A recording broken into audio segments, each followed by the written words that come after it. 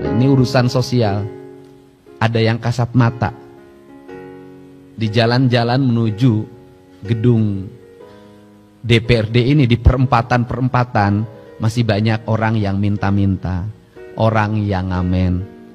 Saya sudah minta ke dinas sosial siapkan alokasi, mereka bawa problemnya apa. Kalau memang kampungnya, anterin ke kampungnya, kemudian cari solusinya. Kalau nggak berubah-berubah manusianya, kita tegas saja, tidak boleh lagi ada ngamen-ngamen di perempatan yang tidak jelas ngamennya. Ngamennya bukan berkesenian tapi hanya sekedar cari uang. Yang ngelap-ngelap kaca, bawa anak-anak kecil untuk minta-minta. Karena bagi saya Kota Bandung adalah etalase dari peradaban Provinsi Jawa Barat.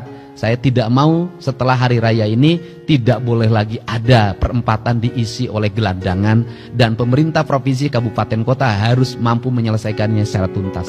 Ini komitmen saya. Deddy Mulyadi temukan 3 anak kecil berjualan di trotoar, orang tua hanya terima setoran. Saat berada di Bandung, Deddy Mulyadi menemukan 3 anak kecil berusia sekitar 6 tahun sedang berjualan di trotoar. Maksudnya jualan benar, tapi kan ini masih kecil. Ini adik kamu? Iya. Umurnya berapa? 6 tahun? Ini segede hiang loh. Merasa penasaran, ia pun bertanya kepada mereka dari mana asalnya.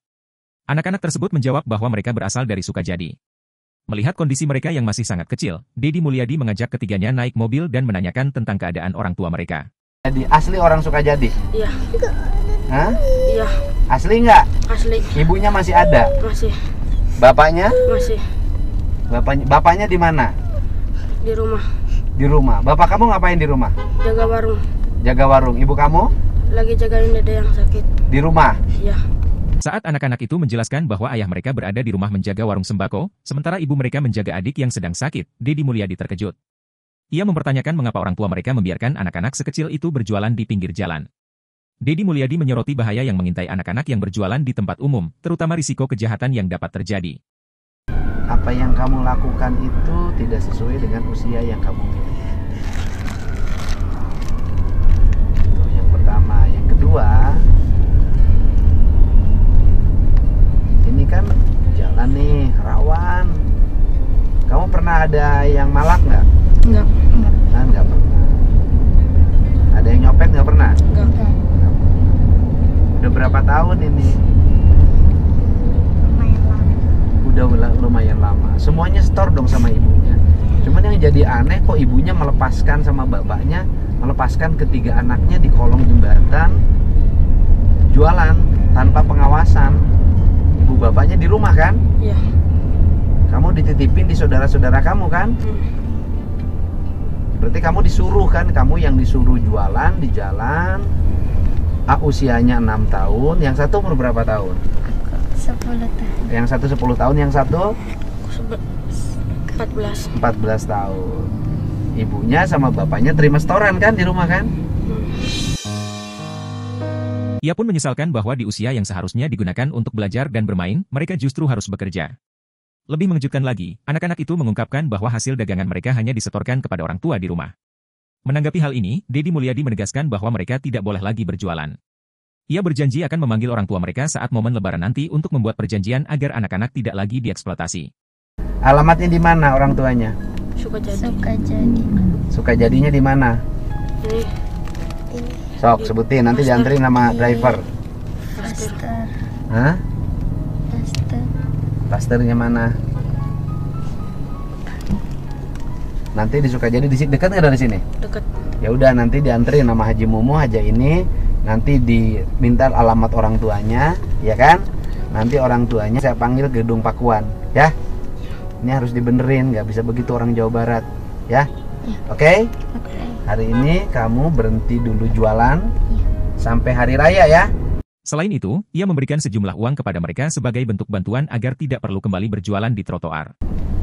Oke, sehari 200 kan? Bertiga kan? Tiga-tiganya 200 hari kan? 200 sehari. Kali, oke, saya kasih 3 juta ya. Untuk bekal kamu sekeluarga sampai lebaran. Oke? Nanti di lebaran, kamu nggak boleh jualan. Dulu. Nanti di lebaran ini, saya mau panggil orang tuanya. Ya? Ya? Oke? Saat ditanya lebih lanjut, anak-anak tersebut menyebutkan bahwa ayah mereka bernama Krisnanto, berasal dari Brebes, Jawa Tengah, dan menikah dengan ibu mereka yang asli Bandung. Bapak kamu namanya siapa? Krisnanto. Siapa? Krisnanto. Orang mana? Orang Jawa Tengah. Jawa Tengah. Jawa Tengah apa Jawa Timur? Jawa Tengah. Jawa Tengahnya mana? Brebes. Brebes. Nikah sama ibu kamu orang mana? Orang Bandung. Bandung. Orang Bandung. Mereka juga mengungkapkan bahwa ayah mereka dulunya bekerja sebagai tukang pembersih selokan, tetapi berhenti karena merasa lelah. Mendengar hal ini, Dedi Mulyadi tampak heran dan merasa marah dalam hati. Tanya bapak kamu kerja apa? Kerja Bersihin. Kaca. Enggak. Hah? Kan bersihin selokan. Bersihin selokan. Selokan di mana? Pinggir jalan saya. Pinggir jalan Kerjanya sama siapa tadinya? sama Temannya. temennya. Temennya. Terus sekarang berhenti. Ya, Kenapa berhenti? nggak tahu. Capek. Iya.